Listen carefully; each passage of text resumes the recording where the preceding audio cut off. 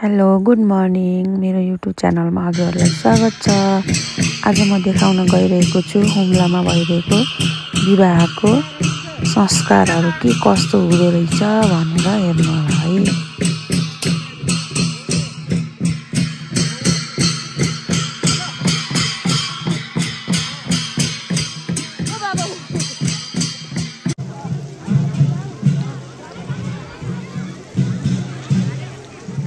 हेर्नुस् है कस्तो रमाइलो हुँदो रहेछ भने यो जन्ती जानको लागि चाहिँ दुबो कोर्ने जाने भन्ने हुने रहेछ। यसमा चाहिँ दुल्हा दुलहीले चाहिँ घरमै छोडेर जन्तीहरू मात्रै बाजासहित जाँदो रहेछ मन्दिरतिर, मन्दिरको दर्शन गरेर अनि साइडमा दुबो कोर्न जाने भन्ने हुने रहेछ। यहाँ चाहिँ मलाई फेरि कस्तो रमाइलो लाग्यो भने हाम्रो पहिला गाउँतिर चाहिँ केटाहरू मात्रै जन्ती जाने भन्ने हुन्थ्यो नि।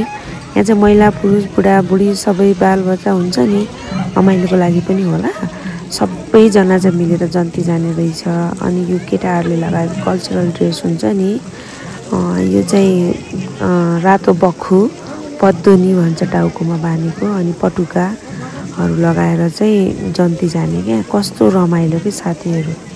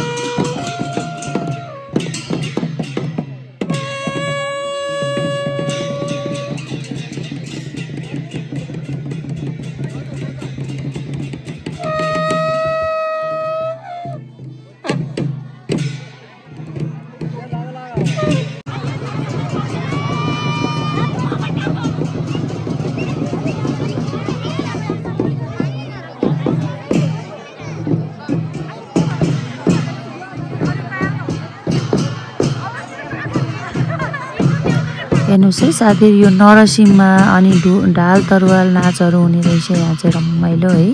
मलाई चाहिँ एकदम हुम्लाको कल्चरमा मनपर्ने भनेको यो ढाल तरुवाल नाच हो। यहाँ चाहिँ कम्पिटिसन पनि हुने कि, अनि हुन्छ नि जस्तो यो जेठो र कान्छो हुन्छ नि, काकु भतिजहरू यस्तो यस्तोहरूको कम्पिटिसन हुँदो रहेछ। अहिले चाहिँ अब पुरानो बेलामा चाहिँ यस्तो कम्पिटिसन या त यो हुन्छ नि कसले जित्ने कसले हार्ने भन्ने एउटा त्यो हुने रहेछ।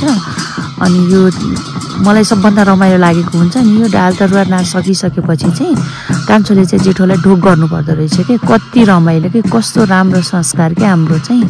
हामी कति धनी छौँ है संस्कारमा, एकदमै राम्रो कि, एकदमै रमाइलो। मलाई चाहिँ यो हुम्लाको संस्कार मध्येको एकदम मनपर्ने चाहिँ यो नाच पनि एकदम मनपर्छ यो संस्कार मध्येको।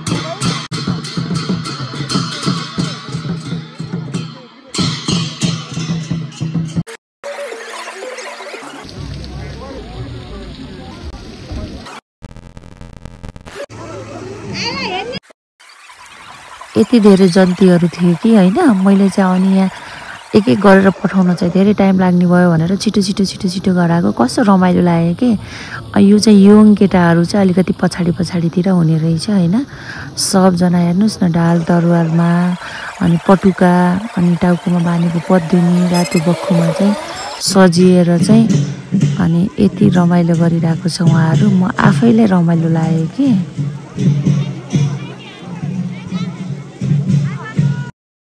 यो दुलापट्टितिरको दिदीबहिनीहरू अनि जन्तीहरू स्वागत गर्नको लागि चाहिँ बाटोमा आएर चाहिँ उहाँहरूले चाहिँ स्वागत गर्दैछ अनि यो जन्तीहरू चाहिँ सबैजना चाहिँ अब धामी डालीहरू अनि पुजारीहरू सबैजनाले चाहिँ सम्मानको लागि चाहिँ दिदीबहिनीहरू हुनुहुन्छ जति जति हुन्छ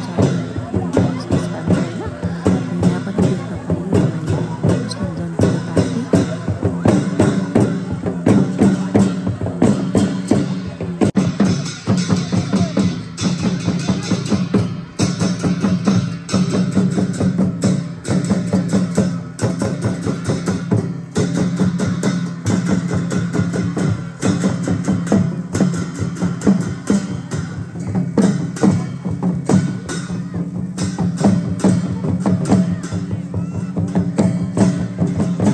यो जन्ती हेर्नेहरूको ताती हो होइन अनि हामी यो मध्ये म पनि एकजना छु यहाँ एकदम धेरै मान्छेहरूको भिडभाड छ रमाइलो हेर्नको लागि यो सानो ठाउँ छ एकदम जाडो हुने ठाउँ यहाँ धेरै रमाइलोको अवसरहरू धेरै आएको हुँदैन धेरै इन्टरटेनमेन्टको सामानहरू छैन यहाँ र यस्तो कुराहरू बाजा बज्यो केही भयो भने चाहिँ अनि रमाइलो हेर्नेहरूको ताती लाग्छ र त्यसमा हामी पनि पुगिरहेको हुन्छौँ अब रमाइलो गर्ने धेरै ठाउँ नभएर पनि होला हामीलाई पनि रमाइलो लागेर चाहिँ यस्तो सानोतिनो ओकेजनहरूमा बिहे व्रतबन्धहरूमा बाजासाजा बज्यो भने हामी पनि पुगिरहेको हुन्छौँ कि हेर्नको लागि कस्तो रमाइलो लाग्छ कि